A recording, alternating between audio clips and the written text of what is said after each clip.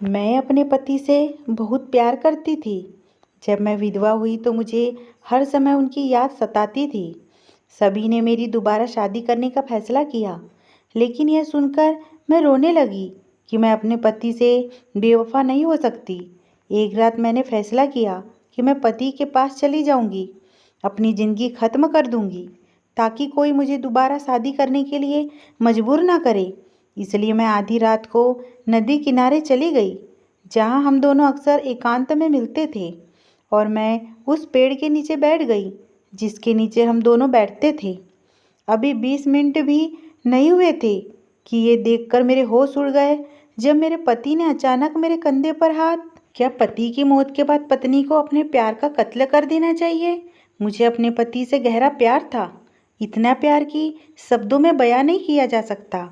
लेकिन फिर ऐसा हुआ कि मेरे पति की मौत हो गई। मुझे ऐसा लग रहा था कि मैं एक जिंदा लाश बन गई हूँ। मैं हंसना भूल गई थी, मुझे रोने की आदत लग गई थी, रंगीन कपड़ों से नफरत होने लगी थी। बस वही सफ़ेद रंग ही अच्छा लगता था जिसमें मैंने आखिरी बार अपने पति को देखा था। लेकिन अब हर कोई मुझसे शादी का लाल जोड़ा फिर से पहनने को कह रहा था।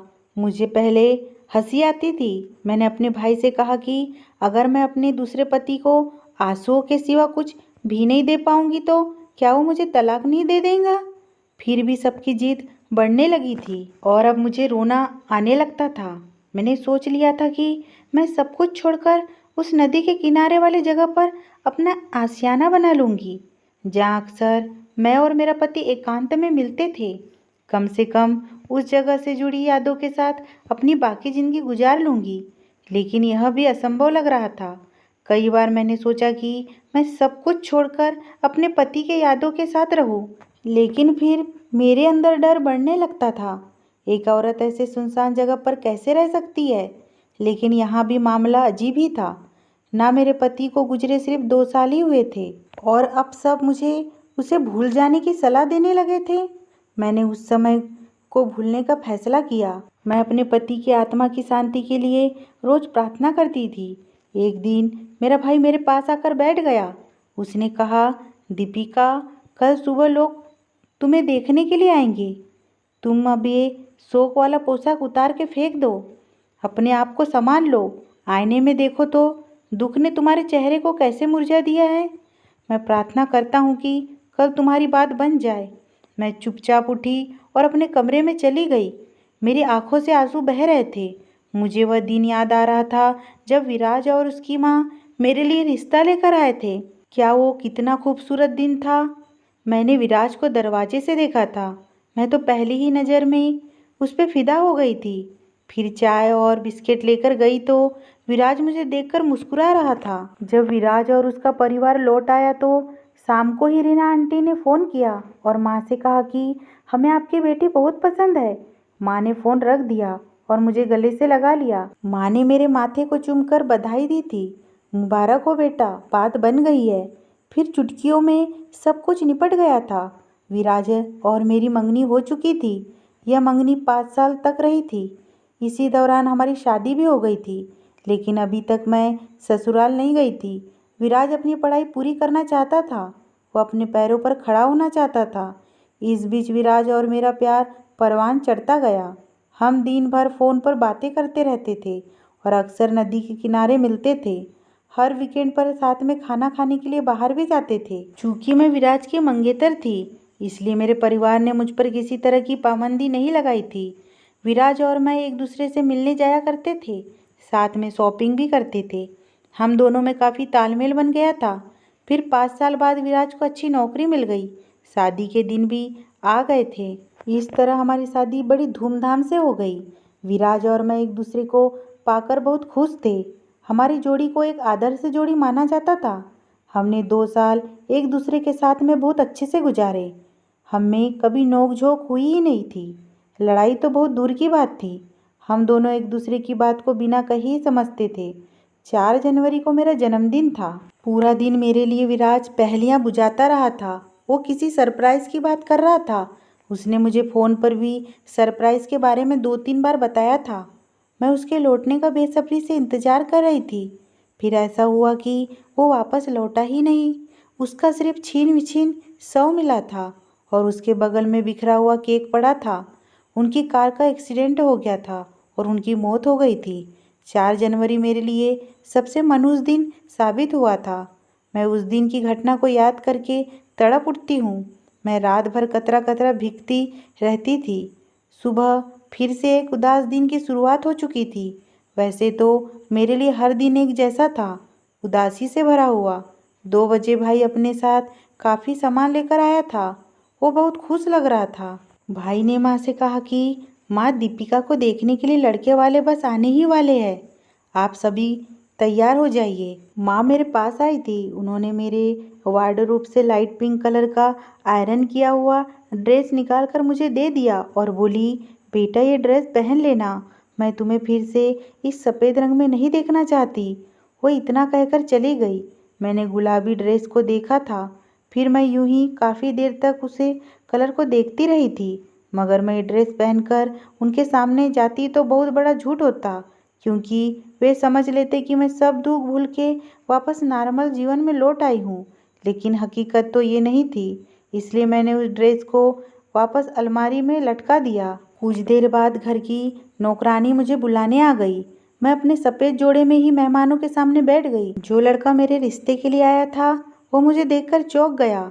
उसने अपनी माँ के कान में कुछ कहा था। तब उसकी माँ बहाना बनाकर उठ गई। इस तरह हमें एक और रिश्ते ने रिजेक्ट कर दिया। मेरी माँ ने मुझ पर बहुत गुस्सा किया था। उन्हें लगा कि यह सब मेरे सफ़ेद ड्रेस की वजह से हुआ है, लेकिन हम दोनों को भी नहीं पता था कि सच्चाई कुछ और ही थी।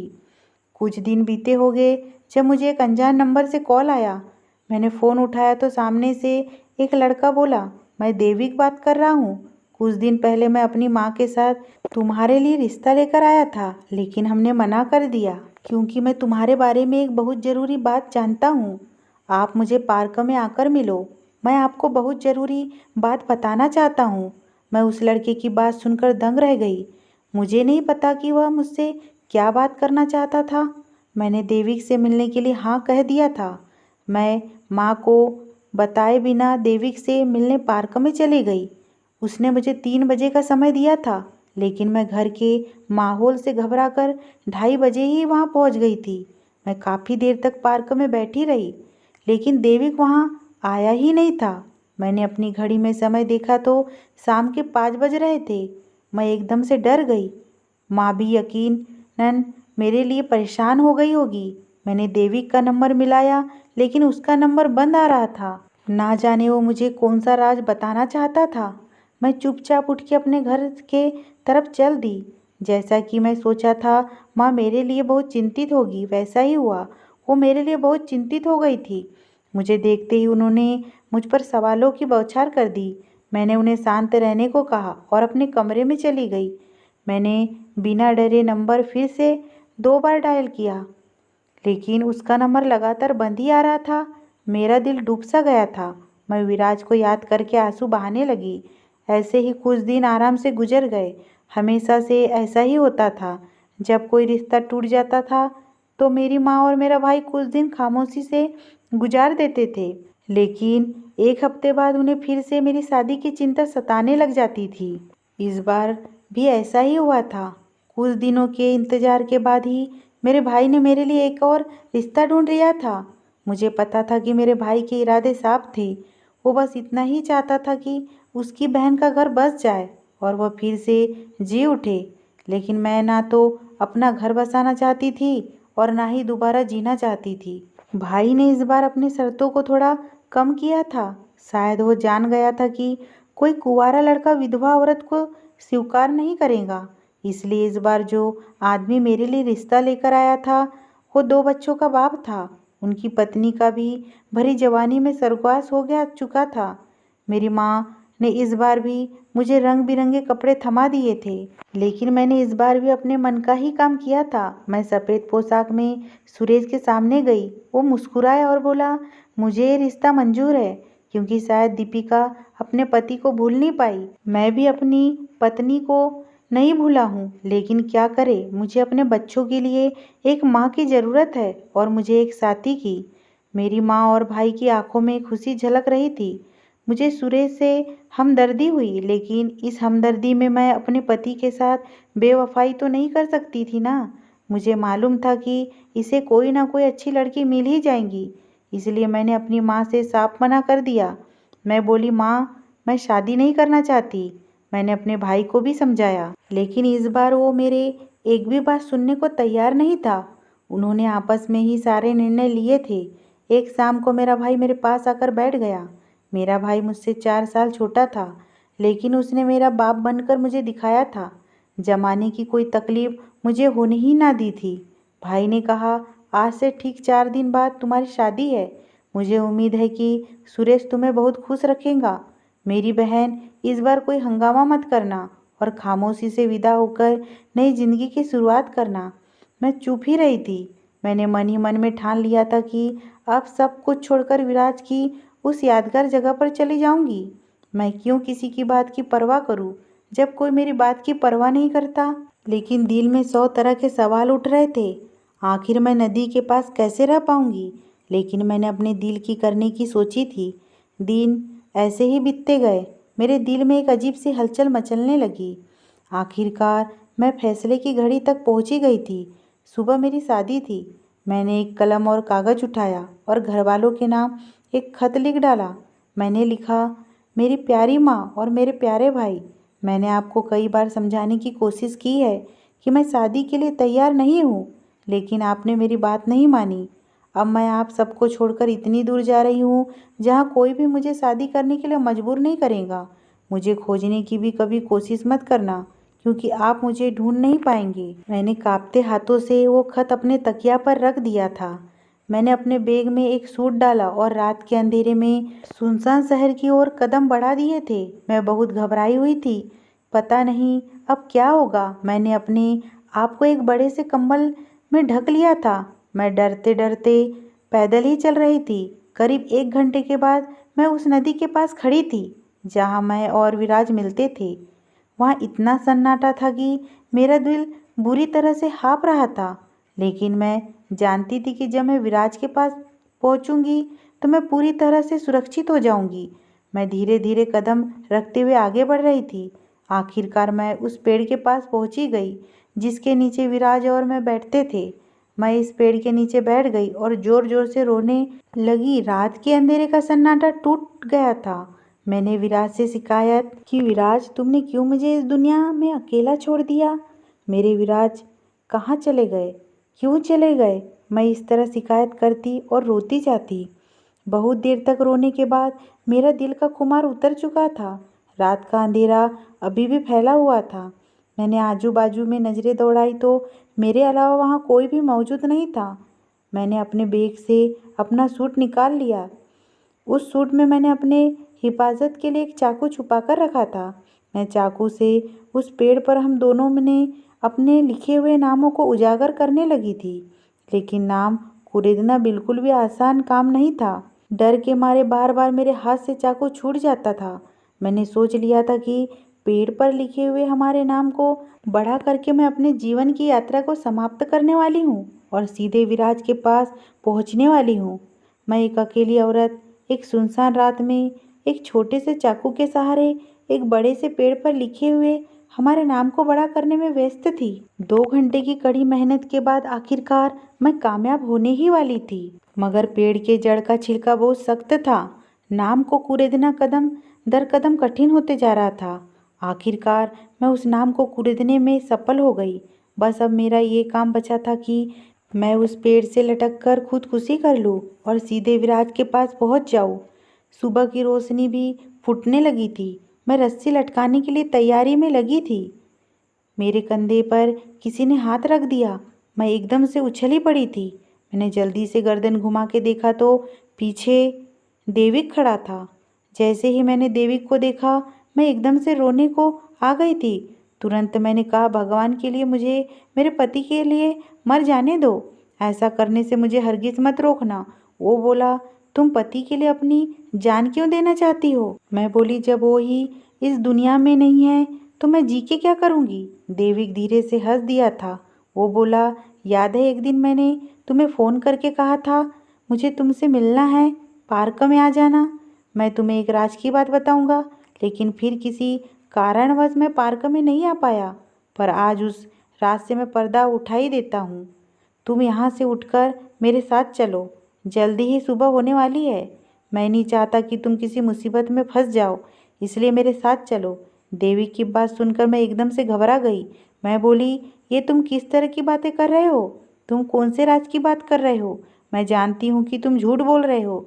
तुम मुझे नुकसान पहुँचाना चाहते हो। मैं तुम्हारे बातों पर विश्वास नहीं करूँगी।